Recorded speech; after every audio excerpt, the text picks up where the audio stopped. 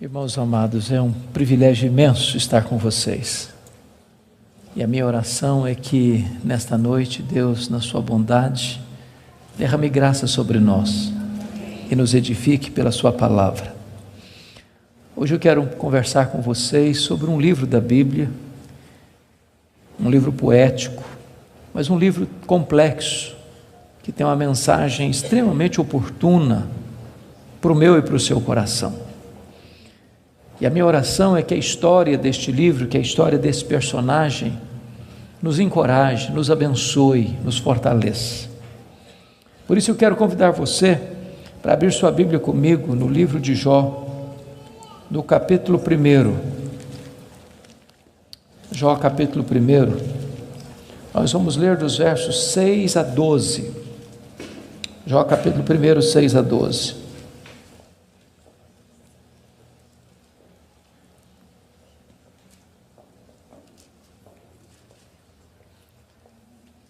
Está escrito: num dia em que os filhos de Deus vieram apresentar-se perante o Senhor, veio também Satanás entre eles.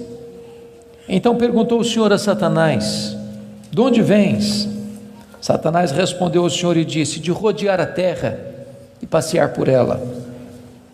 Perguntou ainda o Senhor a Satanás: observaste o meu servo Jó? Porque ninguém é na terra semelhante a ele, o homem íntegro e reto, temente a Deus e que se desvia do mal. Então respondeu Satanás ao Senhor: porventura Jó debalde ou inutilmente teme a Deus? Acaso não cercaste com sebe a ele, a sua casa e a tudo quanto tem?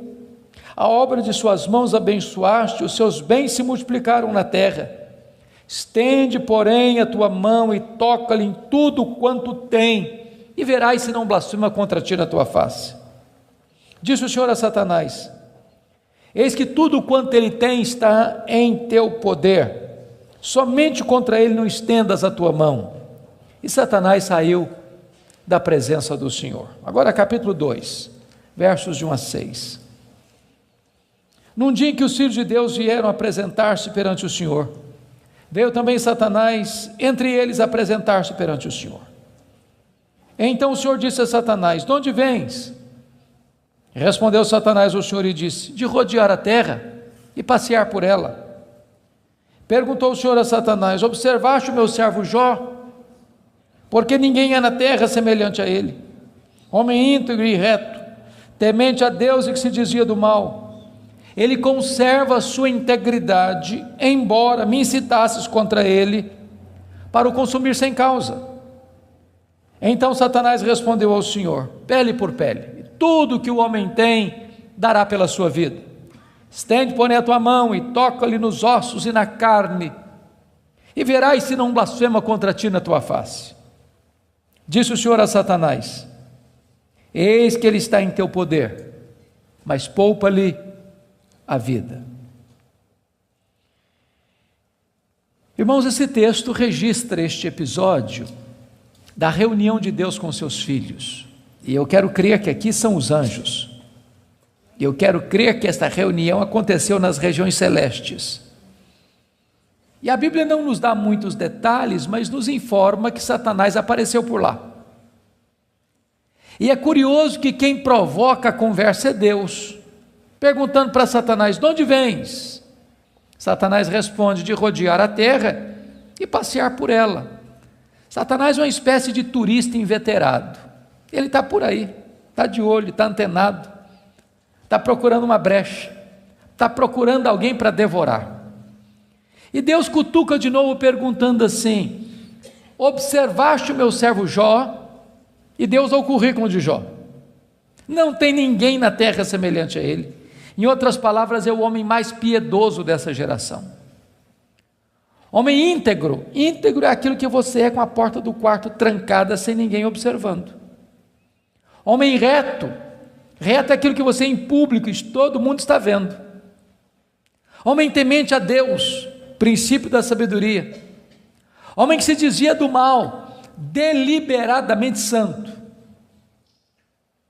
Satanás poderia ter respondido assim: bom, esse eu não conheço ainda não, ando meio ocupado, tenho outras prioridades, quem sabe um dia eu dou uma olhada nele. Mas não foi a resposta de Satanás. Satanás respondeu assim: mas também puderas, desse jeito aí, qualquer um te adora. Tu tens abençoado a vida deste homem, tu tens cercado a casa deste homem com uma grande muralha de proteção, os bens deste homem multiplicam na terra, tudo que esse cara bota a mão vira dinheiro. Desse jeito aí, qualquer um te adora. E Satanás insinua duas coisas aqui. Primeiro, ele insinua que Deus precisa subornar as pessoas com bênçãos para receber delas adoração. Satanás insinua que ninguém adora a Deus por quem Deus é, apenas por aquilo que Deus dá. Satanás insinua que as pessoas só se aproximam de Deus por causa das bênçãos de Deus e não por causa do caráter de Deus. Satanás insinua mais. Ele insinua que Jó não é honesto quando adora a Deus.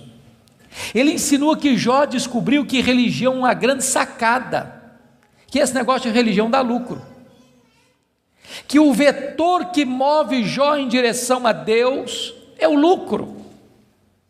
Mas se Deus tirar de Jó o que o próprio Deus deu para Jó, esse Jó blasfema, em vez de adorar.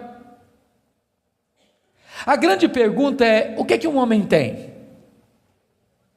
Um homem tem família, um homem tem bens.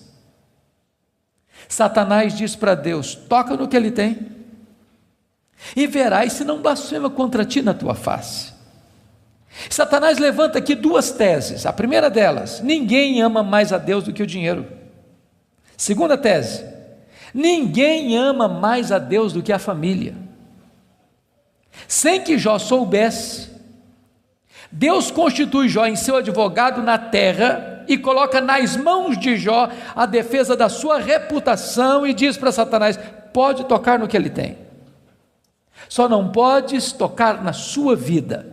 Em outras palavras, Satanás é um ser limitado e limitado por Deus. Ele só pode ir até onde Deus o permite ir e nem 1 centímetro a mais.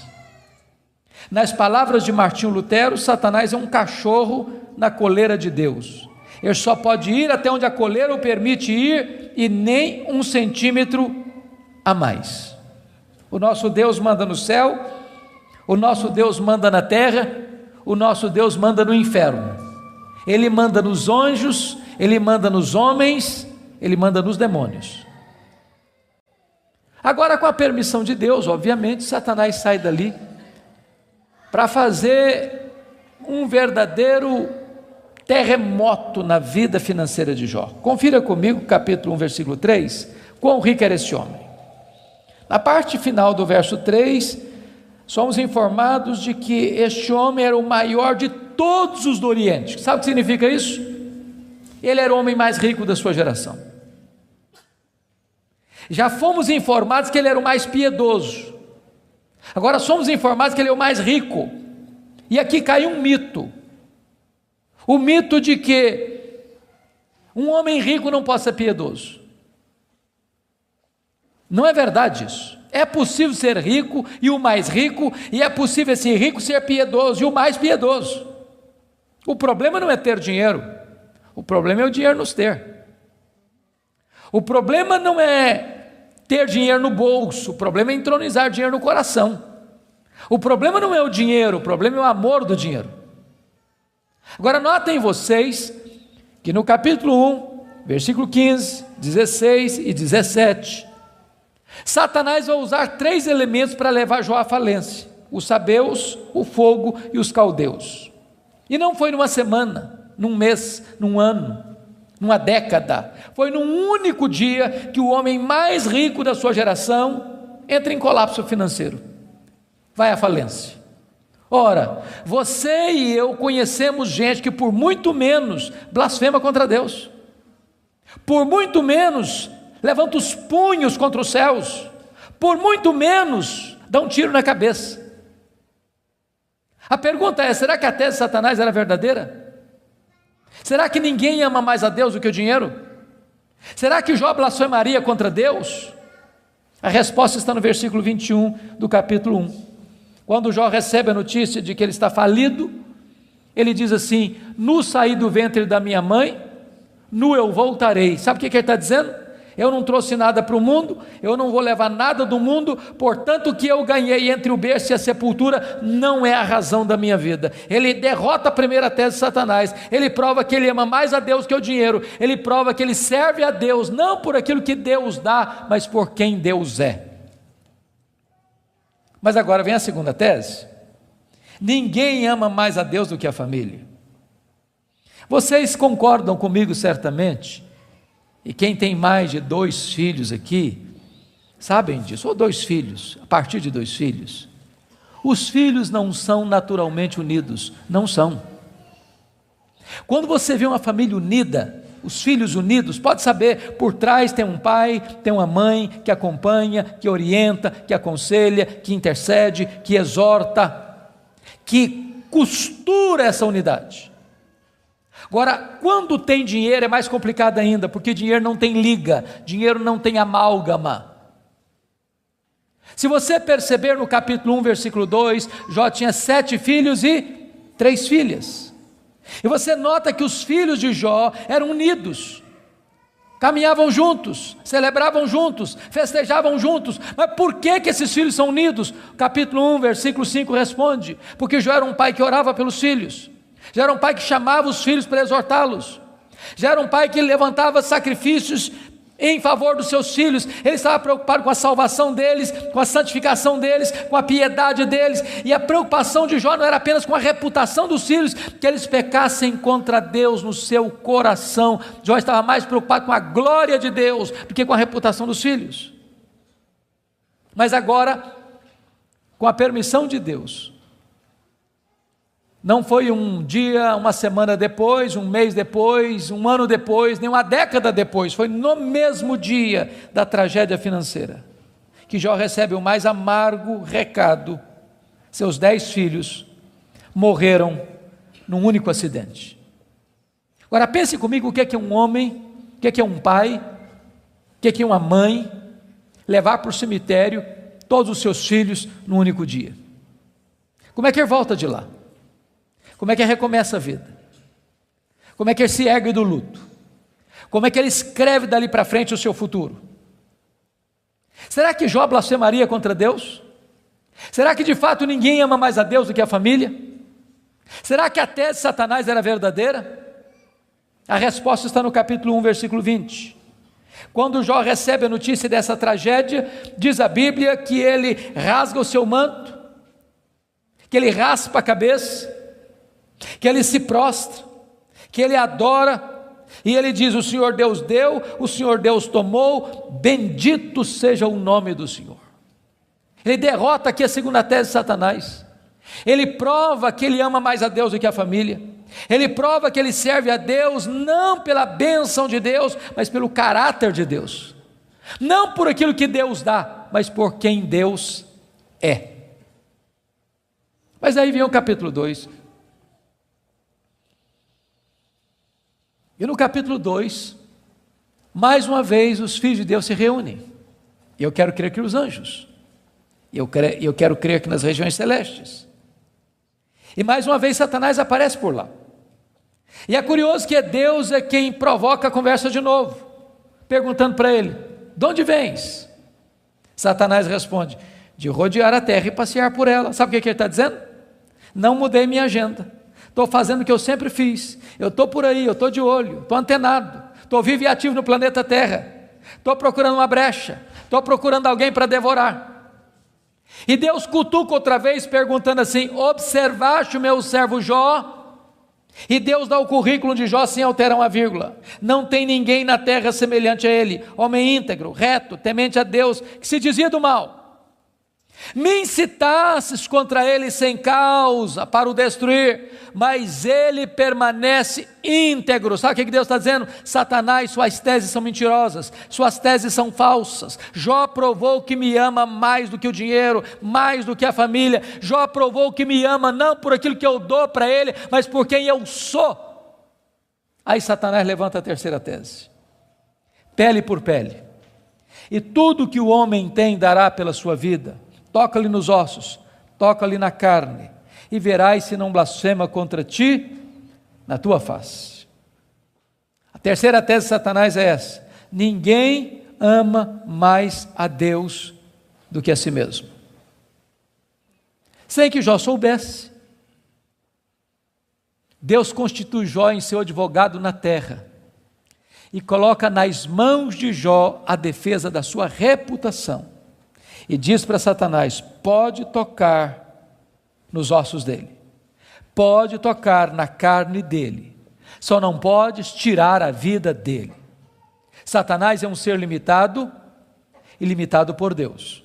Ele só pode ir até onde Deus o permite ir e nem um centímetro a mais. Mas com a permissão de Deus, Satanás sai dali para colocar uma doença maligna em Jó, ferida do alto da cabeça à planta dos pés. E eu imagino essa cena: Jó está falido, Jó está enlutado, e agora o seu corpo começa a ficar chagado, feridas vão arrebentando por todo o seu corpo, seu corpo fica cheio de pus, sua pele vai ficando necrosada, ele vai ficando mal cheiroso, ele é uma chaga viva, ele é um aborto vivo. E diz a Bíblia que outras bolhas vão se formando, e ele precisa pegar um caco, talvez de telha, para raspar sua pele necrosada. Bolhas vão se formando e se formando, e ele tem que morder nessas bolhas para tentar aliviar a sua dor. Ele não consegue comer, ele não consegue dormir, a dor não dá pausa, não dá trégua, e ele vai ficando magro, magérrimo, macérrimo, encarquilhado, de couro furado pelas costelas em ponta, no auge da sua dor, do seu desespero. A sua mulher olha para ele, um espectro humano, uma chaga viva, se revolta contra Deus e diz: ainda conservas a tua integridade, Jó? Amaldiçoa o teu Deus e morre. Deus não é digno de ser adorado no sofrimento, acaba com isso, tenha hombridade e coragem de dar cabo da sua vida. E Jó responde para ela no capítulo 2, verso 10: tu falas como uma louca, nós temos recebido o bem de Deus, não receberíamos também o mal? Em tudo isso, diz o texto, Jó não pecou contra Deus com os seus lábios. Ele derrota aqui a terceira tese de Satanás. Ele provou que amava mais a Deus do que a si mesmo. Ele provou que ele servia a Deus não por aquilo que Deus dá, mas por quem Deus é. Mas confira comigo capítulo 2, versículo 11. Aí vieram os amigos. Elifaz, Bildade e Zofar combinaram ir juntamente condoer-se de Jó, para consolá-lo.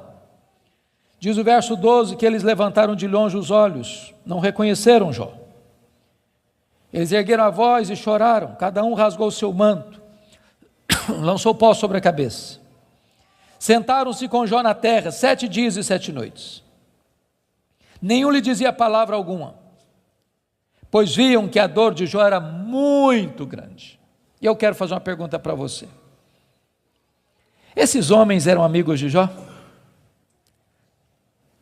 Esses homens eram amigos de Jó? É claro que eram. É claro que eram. Qual foi o problema desses homens? O problema desses homens é que num dado momento eles começaram, entre aspas, a fazer teologia. Eles começaram a lucubrar. Eles começaram a desenvolver uma espécie de lógica simples. E a lógica deles era essa: toda causa tem um efeito e todo efeito tem uma causa. Eles pensaram, para Jó estar sofrendo, ele deve ter feito coisa errada. Mas para ele estar sofrendo muito, ele deve ter feito muita coisa errada. Mas eles não só pensaram, eles falaram. Mas eles não só falaram, eles falaram para Jó. E eles assacaram contra Jó os mais pesados libelos acusatórios. Chamaram Jó de adúltero, chamaram Jó de ladrão, chamaram Jó de louco. Falaram para Jó que Deus havia matado os filhos dele por causa da loucura dele. Falaram para Jó que ele tinha ficado rico porque tinha roubado os órfãos e as viúvas. E eles foram massacrando Jó. E eles foram cravejando Jó com as suas setas mais venenosas. E eles foram esmagando Jó com as suas críticas mais desumanas e cruéis. Eles foram passando Jó debaixo do rolo compressor da impiedade. O que Jó fez? O que você e eu faríamos? Ele começa a perguntar assim para Deus: por que, meu Deus? Mas por que eu estou sofrendo? Mas por que a minha dor não cessa? Mas por que os meus filhos morreram? Mas por que eu não morri no ventre da minha mãe? Mas por que eu não morri ao nascer? Mas por que os seios da minha mãe não estavam murchos de leite para eu morrer de fome? Mas por que o Senhor não me mata de uma vez? Ele levantou aos céus 16 vezes esta mesma pergunta: por quê, por quê, por quê, por quê? Ele levantou aos céus 34 queixas contra Deus. Sabe qual foi a resposta de Deus para ele? O total silêncio. Nenhuma palavra, nenhuma explicação, nenhuma luz no fim do túnel, nenhum sinal do seu favor. E eu posso garantir a vocês que pior do que sofrer é sofrer sem explicação.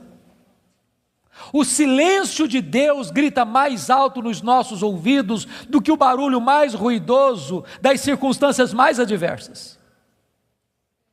Se vocês não estão notando, Jó está sendo golpeado por todos os lados.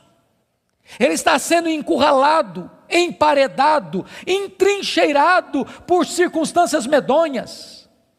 Ele está sendo golpeado nas 5 áreas mais importantes da vida. Por exemplo, área financeira. O homem mais rico vai à falência.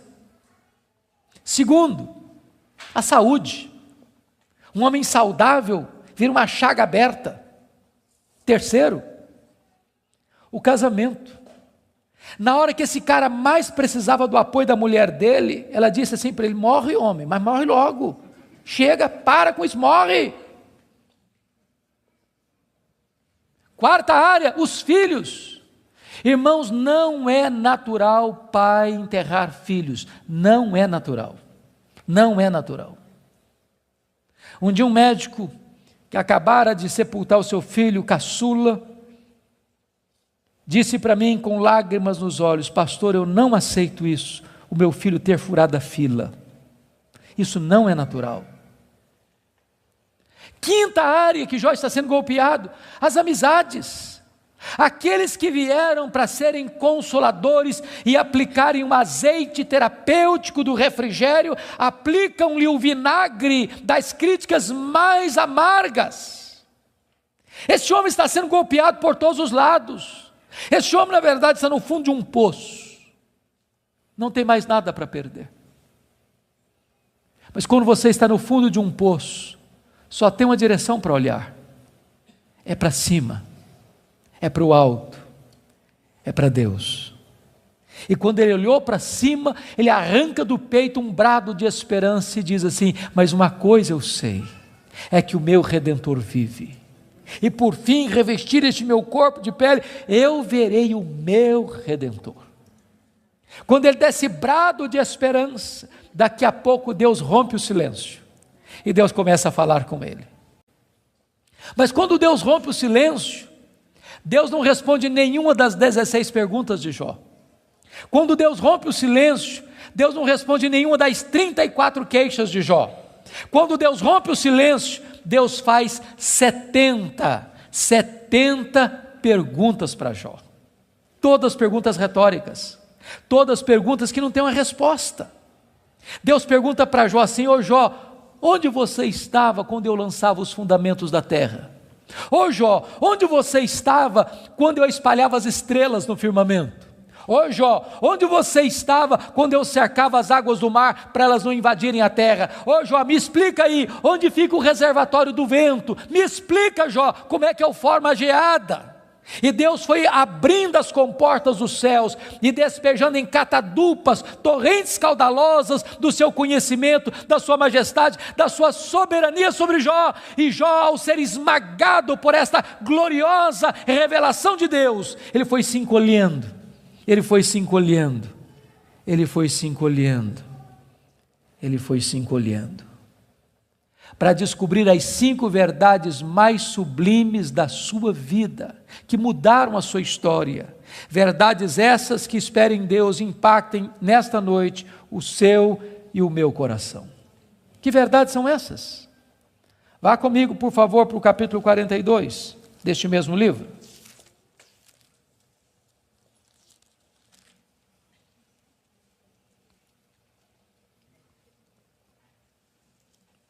A primeira verdade que mudou a história de Jó, irmãos, está aqui no capítulo 42, versículo 1 e versículo 2. Então respondeu Jó ao Senhor: bem sei que tudo podes. Primeira coisa que ele descobre é a onipotência de Deus. Deixa eu dizer uma coisa para você maravilhosa. Você e eu temos impossibilidades intransponíveis. Intransponíveis. Eu gosto muito de ler. Procuro visitar uma livraria pelo menos uma vez por semana, para ver o que está saindo. Você sabe que no Brasil e no mundo, os 2 tipos de livros que mais são publicados, primeiro são livros de autoajuda. Depois, livros que ensinam você a ficar rico rápido. São os livros que mais são publicados. Toda semana tem livro novo nessa área.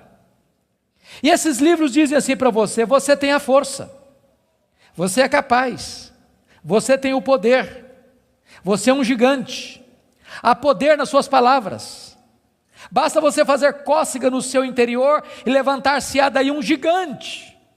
Sabe o que a Bíblia diz? Exatamente o contrário disso. A Bíblia diz que você e eu somos fracos, mas muito fracos. Por exemplo, nós temos fraquezas físicas. Hoje, gente, gostando ou não, querendo ou não, o tempo vai esculpindo algumas rugas no nosso rosto, indisfarçáveis. De vez em quando um cosmético ajuda. Daqui a pouco uma cirurgia plástica dá uma boa melhorada. Mas chega uma hora que nem Pitangui e a sua equipe dão mais jeito. As pernas ficam bambas, os joelhos trôpegos, as mãos descaídas, os olhos embaçados, e diz os entendidos que cada fio de cabelo branco que brota na sua cabeça é a morte chamando você para um duelo. E eu acho até um exército acampado ao meu redor. Nós temos fraquezas físicas. Nós temos fraquezas emocionais, irmãos. Quantas vezes você e eu, nas noites mais tenebrosas da nossa alma, já gememos, já choramos, desesperados, dizendo: meu Deus, eu não aguento mais, eu não aguento mais. Temos fraquezas emocionais. Nós temos fraquezas morais. Quantas vezes você já orou a Deus com sinceridade de coração, dizendo: Deus, eu não quero mais cometer esse erro, Deus, eu não quero mais transgredir e cair nesse mesmo pecado, Deus, eu não quero mais reincidir nesse erro, e daqui a pouco você se flagra cometendo o mesmo erro, o mesmo pecado. Não é porque faltou para você sinceridade, não, faltou para você poder. Temos fraquezas morais. Nós temos fraquezas espirituais. Nós somos um ser ambíguo, nós somos um ser contraditório, nós somos um ser paradoxal. Há uma esquizofrenia enfiada dentro de nós. O bem que nós queremos fazer, nós não o fazemos. O mal que não queremos, esse praticamos. Somos fracos. Mas é tão bom você saber que o seu Deus tudo pode. Não há impossíveis para Ele, não há doença incurável para Ele, não há vida irrecuperável para Ele, não há casamento sem solução para Ele, não há causa perdida para Ele. Ele pode tudo quanto Ele quer, Ele é o todo-poderoso Deus. A grande pergunta, portanto, é esta: quem é o seu Deus? Quão grande é o seu Deus? Quão majestoso é o seu Deus? A W. Tozer, um dos mais importantes escritores do século passado, ele diz que o maior problema da igreja é que ela passa a maior parte do tempo tomando o seu próprio pulso e olhando para o seu próprio umbigo. Quando na verdade o nosso principal propósito deveria ser de conhecer a Deus. Porque Daniel 11:32 diz que aquele que conhece a Deus é um povo forte e ativo. Quem é o seu Deus? Quão grande é o seu Deus? Quão majestoso é o seu Deus? Quando o profeta Isaías estava escrevendo o seu livro, e agora nós sabemos no capítulo 40, ele diz que o meu Deus, diz Isaías, é aquele que mede as águas na concha da sua mão. Pense comigo no Pacífico, no Atlântico, no Índico, no Mediterrâneo, nos rios, nos mares. Deus mede as águas na concha da sua mão. Vá ao Atlântico, tente esvaziá-lo com um baldinho, veja quanto tempo você vai levar. Diz: o meu Deus é aquele que pesa o pó das montanhas em balança de precisão, como se estivesse pesando partículas de ouro. Ele diz: o meu Deus, ele mede os céus a palmos. Ele diz: o meu Deus espalha as estrelas no firmamento, e por ser forte em força e grande em poder, quando as chama, nenhuma delas vem a faltar. Agora pergunte para um astrônomo: qual é o tamanho desse universo que Deus mediu a palmos? Sabe qual é a resposta dele? Eu não sei. Mas você sabe. Você sabe. Você sabe que o universo não é infinito, porque a infinitude é um atributo exclusivo de Deus. Mas os astrônomos afirmam que o nosso universo tem mais de 93 bilhões de anos-luz de diâmetro. O que significa isso? Significa que se você pudesse voar à velocidade da luz, 300 mil quilômetros por segundo, nessa velocidade você demoraria mais de 93 bilhões de anos para ir de uma extremidade à outra do universo. Pois Deus criou tudo isso, Ele é maior do que tudo isso, Ele é seu Pai, e Ele está dizendo: Ele tudo pode. Pergunte a um astrônomo quantas estrelas existem. Sabe qual é a resposta dele? Eu não sei. Mas eles afirmam categórica e insofismavelmente que há mais estrelas no universo do que grãos de areia em todas as praias e desertos do nosso planeta. Vá um dia à praia, encha a concha da sua mão de areia, leve para casa, bote numa tábua de vidro e conte quantos grãos de areia você consegue colocar na concha da sua mão. Há mais grãos de areia, há mais estrelas no firmamento que todos os grãos de areia de todas as praias e desertos do nosso planeta. Deus não apenas criou todas elas, Deus conhece cada uma delas pelo nome. E por ser forte em força e grande em poder, quando as chama, nenhuma delas vem a faltar. Este é o seu Deus, Ele tudo pode. Mas não é apenas o macro-universo que nos impressiona, não, o micro também. Se você for hoje na sua casa, lá no quintal ou na varanda que tem uma planta, tire lá uma folha, por mais tenra e delgada que ela seja, ela é tão complexa quanto a região metropolitana da Grande Campinas. Chegue em casa hoje, vá na geladeira, pega um ovo, quebre numa frigideira. Aquela gema é mais complexa do que qualquer máquina que o homem jamais inventou. Dr. John Wilson, que é uma das maiores autoridades em oftalmologia no mundo, disse que há em cada um dos nossos olhos em torno de 2 milhões de fios duplos encapados, e se não for assim haveria um curto-circuito e nós ficaríamos cegos. Dr. Marshall Nirenberg, prêmio Nobel de Biologia, fez uma das mais fantásticas descobertas no século passado. Ele descobriu que nós somos um ser programado geneticamente. Ele descobriu que nós somos um ser computadorizadamente, geneticamente. Ele descobriu que você e eu temos em torno de 60 trilhões de células vivas no nosso corpo. Ele descobriu que em cada uma dessas células nós temos 1,70 m de fita DNA, onde estão gravados e computadorizados todos os nossos dados genéticos, a cor dos nossos olhos, a cor da nossa pele, o nosso temperamento. Se você espichar a fita DNA do seu corpo, você tem 102 trilhões de metros de fita DNA, você tem 102 bilhões de quilômetros de fita DNA no seu corpo. Daria para dar diversas voltas no sistema planetário. Dr. Lowy vai dizer que códigos de vida não se originam espontaneamente. Códigos de vida não se originam de uma explosão de milhões, de uma explosão, a mega explosão cósmica. Códigos de vida não se originam de uma evolução de milhões e milhões de anos. Códigos de vida foram plantados em você pelo Deus Todo-Poderoso, Criador dos céus e da terra. Ele tudo pode. Deixa eu ilustrar isso para você. Um pai caminhava pela rua com seu filho de 4 anos. Eu acho que todos vocês concordam comigo que as crianças parece que fizeram um curso de pós-doutorado em perguntas difíceis. Eu não conheço ninguém que faz pergunta mais complicada do que criança. E o menino voltou para o pai e perguntou assim: papai, qual é o tamanho de Deus? E o pai engasgou, porque não tinha uma resposta pronta para um menino de 4 anos. Permaneceu em silêncio, continuou caminhando. Daqui a pouquinho o pai escuta o ronco das turbinas de um avião supersônico lá nas alturas excelsas e diz: filho, olha para cima. O menino olhou: está vendo aquele avião, filho? Estou vendo, papai, estou vendo. Qual é o tamanho daquele avião, filho? Ah, papai, muito pequeno, estava muito longe. O pai pegou o menino pelo braço, levou no aeroporto. Lá tinha um jumbão de mais de 400 passageiros estacionado. O pai chegou bem próximo e disse: filho, está vendo esse avião? Estou, papai, estou vendo. Qual é o tamanho desse avião, meu filho? Ih, papai, mas grande, muito grande. O pai disse: filho, Deus é do mesmo jeito.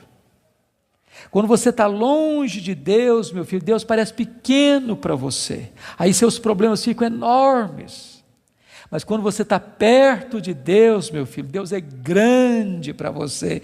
Aí os seus problemas ficam pequenos. Agora eu sei que tudo podes. A segunda verdade que mudou a vida de Jó está aí no versículo 2. E nenhum dos teus planos pode ser frustrado. Irmãos, não tem acaso, não tem sorte, não tem azar, não tem determinismo, não tem feitiço, não tem esse negócio de olho gordo. Você não precisa ter medo de sexta-feira 13. Você sabe que a mão de Deus dirige o seu destino. Nem um fio de cabelo da sua cabeça pode ser tocado sem que Deus saiba, sem que Deus permita, sem que Deus tenha um propósito.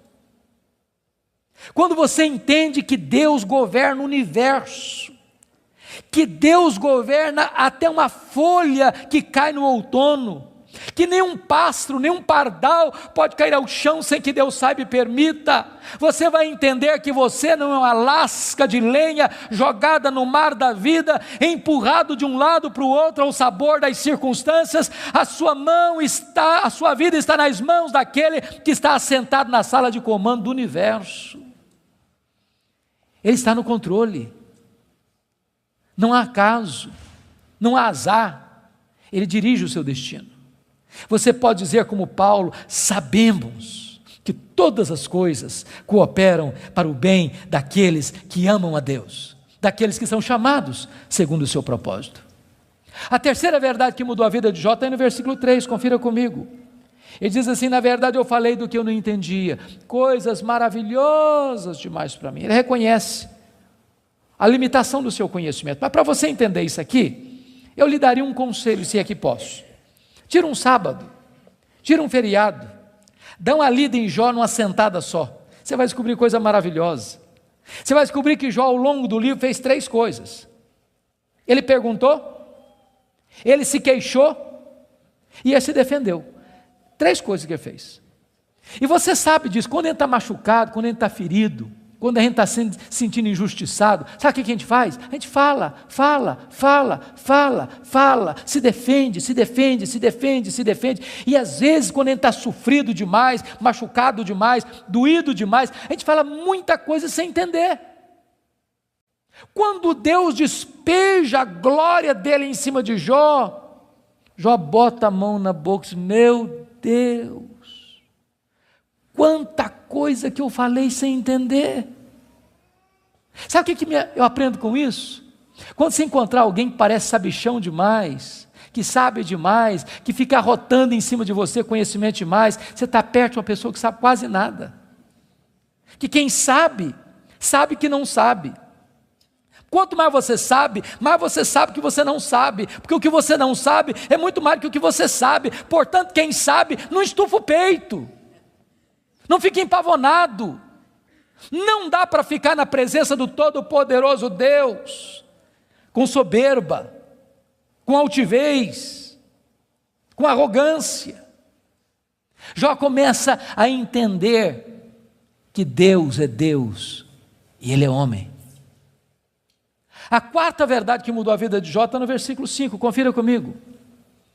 Ele reconhece o seu limitado conhecimento de Deus, ele diz assim: eu te conheci só de ouvir, mas agora os meus olhos te veem. Eu não sei se vocês entram em crise com esse versículo, eu entro. Sabe por que eu entro em crise com esse versículo? Porque eu não consigo conciliar 42:5 com 1:8. Lá no capítulo 1, versículo 8, Deus disse acerca dele: não tem ninguém na terra parecido com ele. Homem íntegro, reto, temente a Deus, que se desvia do mal. Aqui não é bajulação de um amigo rasgador de seda. Quem está falando isso acerca de Jó é Deus. É Deus quem está dizendo que esse cara é o homem mais piedoso da sua geração. E Deus não tem uma opinião a nosso respeito, Deus tem um diagnóstico. Agora, como é que esse homem que Deus diz que é o cara mais piedoso da sua geração, vem me fazer uma confissão dessa? Ah, Deus, eu te conheci só de ouvir, mas agora os meus olhos te veem. Parece contraditório. Mas para explicar isso, deixe-me fazer uma outra pergunta. Você conhece a Deus?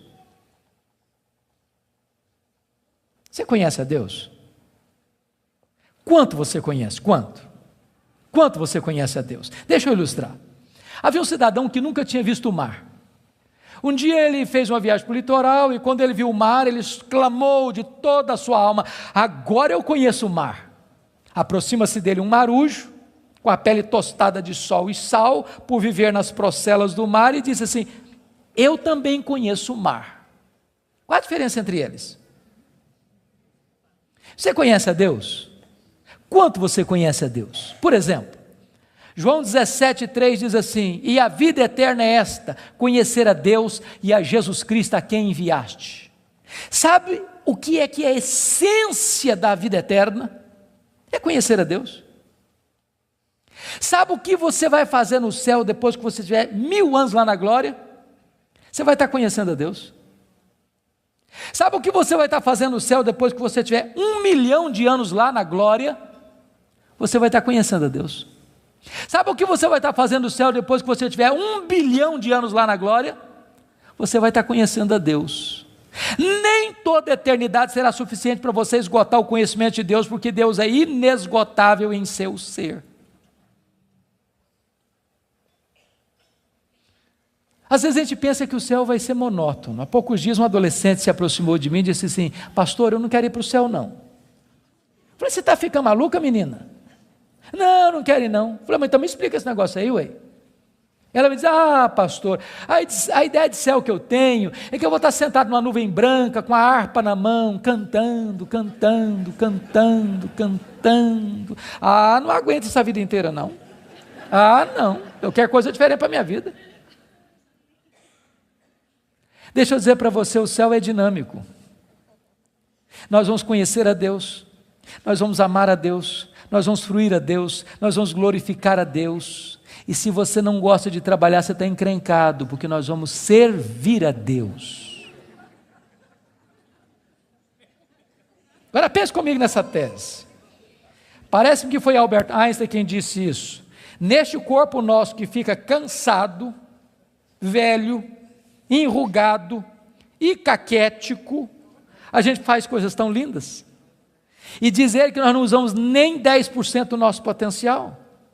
Agora pense comigo um corpo 100% turbinado pela glória de Deus, imortal, incorruptível, poderoso, glorioso, espiritual, celestial, semelhante ao corpo da glória do Senhor Jesus. O que não vamos poder fazer? Já pensou nisso? Por exemplo, quando Jesus ressuscitou com o corpo de glória, ele entrava numa casa com a porta fechada sem precisar abrir a porta. Quando Jesus ressuscitou com o seu corpo de glória, ele saía de Jerusalém, aparecia lá na Galileia, mais de 100 quilômetros, sem precisar percorrer o trecho. Quando Jesus ressuscitou com o corpo de glória, ele foi assunto aos céus, levado entre nuvens. Eu pergunto para você agora, com que velocidade Jesus voltou para o céu? Velocidade da luz? 300 mil quilômetros por segundo? Porque se Jesus voltou na velocidade da luz, 300 mil quilômetros por segundo, depois de 2000 anos, ele está logo ali na esquina ainda. Eu pergunto para você, com que velocidade um anjo vem do céu à terra? Com que velocidade? A Bíblia diz que lá no Getsêmani, Jesus disse para Pedro assim, bota essa espada na bainha aí, se eu precisasse de ajuda, eu rogaria ao Pai, ele me mandaria mais de 12 legiões de anjos. Quantos são 12 legiões de anjos? 72 mil anjos. Com que velocidade eles viriam? No estalar de dedos. O que significa isso? Significa que os anjos não estão sujeitos às mesmas leis que nos governam, de tempo, de espaço, de tamanho. A Bíblia diz que nós vamos ser como os anjos, não no sentido de que não teremos um corpo, mas vamos viver na mesma dimensão. Nós vamos habitar e reinar com Cristo nos novos céus e na nova terra.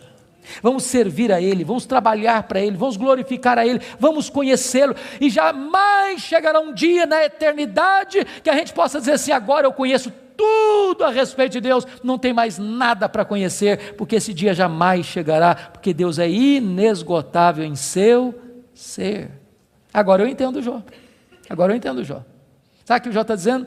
Deus, eu só estou arranhando a superfície, só arranhando a superfície, tem mais, tem muito mais, tem infinitamente mais. Agora eu entendo o profeta, conheçamos e prossigamos em conhecer o Senhor.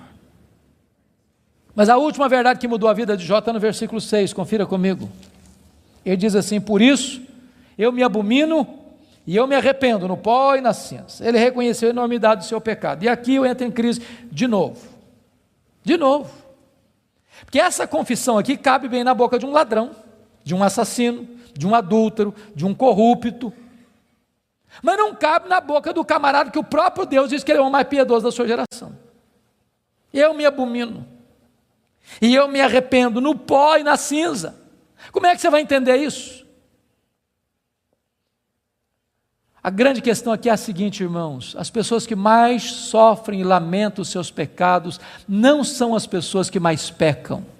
As pessoas que mais choram, lamentam e confessam os seus pecados, são as pessoas que mais perto de Deus andam. Quem anda longe de Deus, nem consciência de pecado tem. Eu estava pregando, final do ano passado, no Hospital Cruz Azul, em São Paulo. E a Eleni Vassão, que é capelã, me disse, nós lidamos com uma situação muito triste, agora recente. Eu perguntei, o que foi, Eleni? O que aconteceu? Ela me disse que chega no hospital uma moça, com seus pais, com hemorragia muito severa. E quando o médico foi examinar aquela moça, o médico disse, essa menina acabou de ter um bebê. Essa moça acabou de ter um bebê. E a moça protestou, falou, não, o senhor está enganado, eu não estava grávida não. Os pais disseram, não, essa moça não estava grávida. E o médico radicalizou, pois essa moça acabou de ter um bebê. E a família inteira negou. E o médico radicalizou de novo, tragam-me o bebê, senão eu denuncio o fato à polícia. Daqui meia hora, chegou um bebê, morto, numa caixa de isopor. E Helene disse, pastor, nenhum sintoma de culpa, nem nos pais, nem na moça, nenhum sofrimento. Nenhum sofrimento. Há poucos dias em São Paulo eu vi um cidadão que recebeu 3 mil reais para matar uma outra pessoa, pistoleiro de aluguel. Ele nunca tinha visto aquele homem nunca tinha falado mal dele, nunca tinha feito mal para ele. Ele recebeu 3 mil reais, botou no bolso, foi lá, deu 5 tiros na pessoa, matou a pessoa, foi para casa, tomou um banho, jantou e dormiu. Nenhuma culpa. Mas quem anda na presença de Deus, aquele que é santo, santo, santo, não pode se aproximar dele sem dizer: ai de mim, Senhor, ai de mim, Senhor, eu estou perdido. Não pode se aproximar dele sem dizer: Senhor, eu me abomino no pó e na cinza, eu me arrependo, porque na presença desse Deus até os serafins cobrem o rosto. Então preste bem atenção nisso. Se você encontrar um crente que toda hora que ele falar com você, ele é o herói, ele tem uma história para contar, onde ele está na frente, onde ele sabe mais, onde ele é mais piedoso, onde ele sempre está contando os seus feitos, os seus prodígios, e enaltecendo a si mesmo, e batendo palmas para si mesmo, pode ter certeza, você está perto de alguém que está longe de Deus. Porque é impossível estar na presença de Deus sem dizer: ai de mim, Senhor, ai de mim, Senhor, ai de mim, Senhor. Agora eu não sei se você já parou para perguntar por que Deus restaurou a sorte de Jó, versículo 10, quando ele orava para os seus amigos. Já perguntou isso? Por que Deus restaurou a sorte dele quando ele orava pelos seus amigos? Deixa eu fazer uma perguntinha para você. Alguém já falou mal de você alguma vez? Ou você é um cara tão espiritual que nunca ninguém falou mal de você? O que você sente quando alguém fala mal de você? Você fica feliz? Você dá pulos de alegria? O que vocês acham que Jó sentiu quando os amigos dele falaram assim: você é um ladrão, cara? Ô Jó, você é adúltero. Sabe por que você está rico assim, que você ficou rico, cara? Você roubou as viúvas, roubou os órfãos. Ô Jó, sabe por que você enterrou aqueles meninos? Você é louco, Deus pesou a mão sobre você, porque você é louco, por isso que os meninos morreram, além de enterrar os filhos, ainda recebe a culpa. O que vocês acham que Jó sentiu, irmãos? Sabe o que ele fez? Ele se defendeu, mas quem se defende, sabe o que tem às vezes no coração? Dor, mágoa, ressentimento.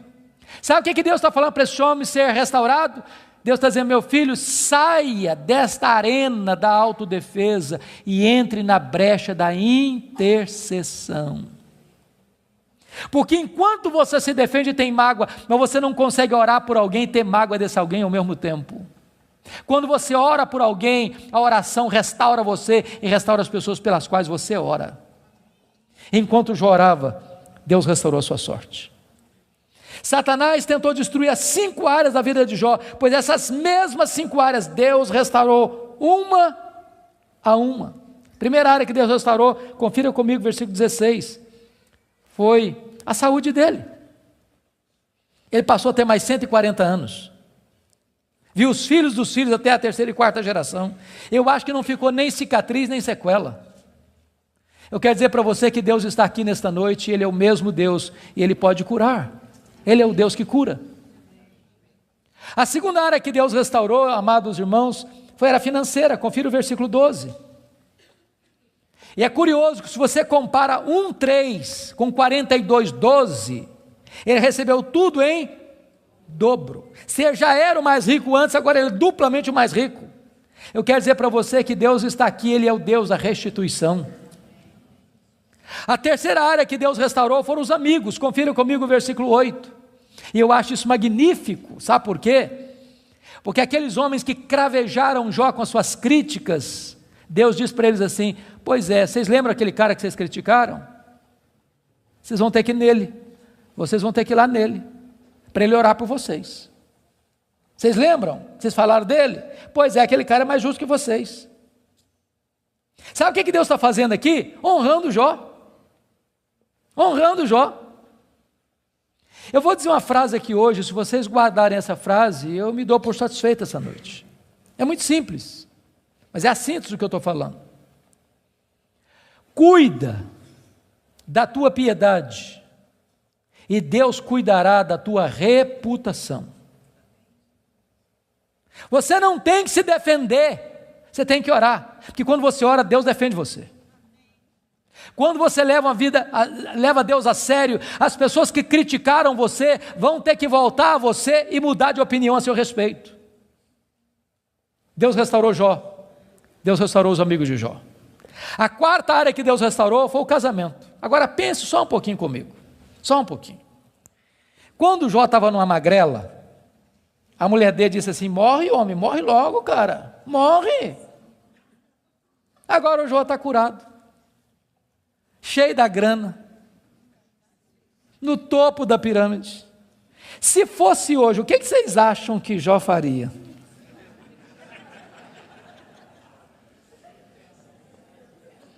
Eu acho que ele ia dizer assim: você queria que eu morresse, né? A fila andou, minha filha. Estou noutra. Irmãos queridos, Deus não faz a obra pela metade. Deus curou o coração da mulher dele, Deus curou o coração dele, Deus restaurou o casamento deles. Há poucos dias, chegou uma mulher para mim e disse assim: pastor, eu estou me divorciando. Eu tomei um susto, falei: mas divorciando? Falei: estou me divorciando. E eu perguntei: mas por quê? Ela olhou fundo nos meus olhos e disse: pastor, secou. Está claro? Vou para você botar a legenda. E eu falei: secou, filha? Secou. Falei: então tem esperança. Mas como tem esperança? Minha filha, você não leu na Bíblia lá que a vara seca de Arão floresceu? Pois Deus faz o que está seco florescer. Ela falou: pastor, o senhor está meio bruto, o senhor não me entende não, o senhor não compreende a minha linguagem, não, estou falando do senhor que morreu. Está claro agora? Morreu. Eu falei: morreu, filha? Morreu, sim, senhor. Falei: então tem esperança. Ué, você não já leu na Bíblia que Jesus ressuscita os mortos? Pois Jesus ressuscita esse sentimento que está morto aí, ué. Pastor, o senhor está ficando biruto, o senhor não está me entendendo não, estou falando para o senhor que acabou. Está claro agora? Acabou. Falei: acabou, filha? Ué, então tem esperança. Ué, você não leu na Bíblia lá que Deus chama a existência as coisas que não existem? Deus pode chamar a existência o que não tem aí, ué. Você não vai divorciar essa semana não. Nós vamos orar uma semana. Daqui a semana você volta aqui. Passou uma semana, ela voltou. Falei: pastor, acabou. Acabou a vontade de divorciar. Deus está mudando meu coração, estou animado e nós vamos continuar juntos. Deixa eu dizer uma coisa para você: Deus está aqui. E Deus é o Deus que restaura casamentos quebrados. Finalmente, a última área que Deus restaurou, com os filhos. Capítulo 1, versículo 2, quantos filhos Jó tinha? 10 filhos. 42, 13, quantos filhos Jó vai ter agora? Quantos? Quantos? 10. Aí vocês dizem: bom, então não foi tudo em dobro.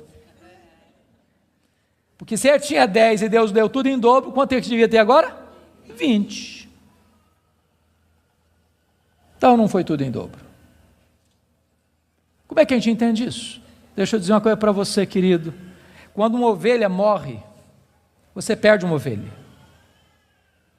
Mas quando um filho morre, você não perde um filho. Como aquele pai que voltava do cemitério, e o amigo disse: meus sentimentos, eu soube que o senhor perdeu o seu filho. Eu disse: não, eu não perdi meu filho. Você perde alguém quando você não sabe onde ele está. Eu sei onde está meu filho, eu sei com quem está meu filho está no céu, meu filho está com Jesus, eu não perdi o meu filho. Jó agora tem 10 filhos na terra, Jó agora tem 10 filhos no céu. Deus restaurou completamente.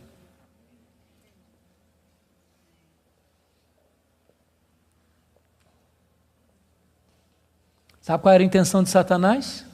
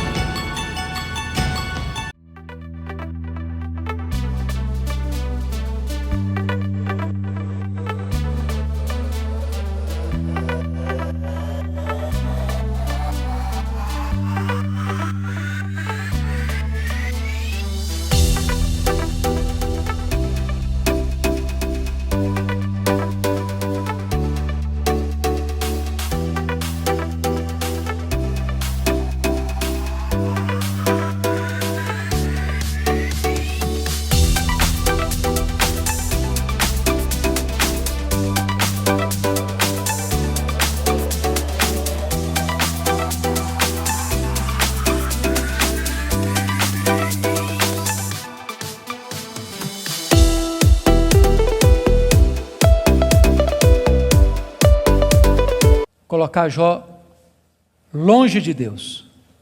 Sabe o que Satanás conseguiu? Colocar Jó mais perto de Deus. Sabem por quê? Porque os planos de Deus não podem ser frustrados. Que grande Deus nós temos. Que maravilhoso Deus nós temos. Que majestoso Deus nós temos. Você e eu fomos criados para a glória de Deus. Você e eu vivemos para a glória de Deus. A vida não faz sentido longe de Deus. Ele é a razão da nossa vida. Ele é o nosso Criador, Ele é o nosso provedor, Ele é o nosso sustentador, Ele é o nosso consolador, Ele é o nosso restaurador, Ele é o nosso redentor, Ele é a nossa herança, Ele é a nossa paz, Ele é a nossa justiça, Ele é a nossa alegria, Ele é o nosso tesouro, Ele é tudo para nós. A vida sem Ele não tem graça, não tem sentido. Você tem um vazio dentro de você com o formato de Deus, e só Deus pode preencher esse vazio. Adore este Deus, curve-se diante dEle, renda-se a Ele. Ele está no controle do universo, mas Ele está no controle da sua vida. Nada, nem ninguém pode frustrar o plano dEle na sua história, na sua vida. Eu quero orar por você nesta noite.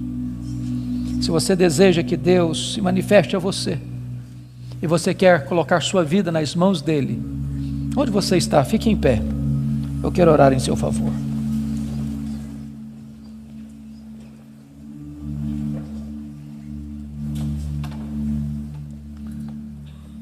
Ó Deus, nós te adoramos nesta noite, porque só Tu és Deus, o Todo-Poderoso Deus, o Deus que não é forjado por mãos humanas, o Deus que não foi criado pela imaginação dos homens, o Deus que é, o Deus eterno, o Deus criador, sustentador da vida, o Deus da nossa salvação. Tu estás aqui neste lugar, ó Deus, e nós te rogamos que Tu sondes os nossos corações, que Tu olhes para nós, que Tu nos visites, que Tu nos restaures. E se porventura entrou alguém aqui, Deus, sem Te conhecer como Deus pessoal, que esta seja a noite da reconciliação contigo, a noite da salvação, a noite da restauração. Se alguém entrou aqui, Deus, passando crises na vida financeira, na saúde, no casamento, na relação com os filhos, na relação com os amigos, que essa seja uma noite de cura e de restauração. Se alguém entrou aqui, Deus, cheio de perguntas e de queixas, sem respostas, que nesta noite Tu te reveles a este coração, dando respostas aos céus, que aliviem a alma, que aquietem o coração. Conceda a Tua graça sobre o Teu povo, derrama sobre nós a luz do Teu rosto. Queremos viver para Te conhecer, para Te honrar, para Te exaltar, para nos deleitarmos em Ti, porque Tu és a fonte de todo o nosso prazer. Glória ao Teu nome, pela Tua palavra, glória ao Teu nome, pela Tua igreja, glória ao Teu nome, pelas famílias aqui presentes, glória ao Teu nome, por esse tempo precioso de culto. Nós Te adoramos, na pessoa do Teu Filho, nosso Redentor. Aleluia. Amém.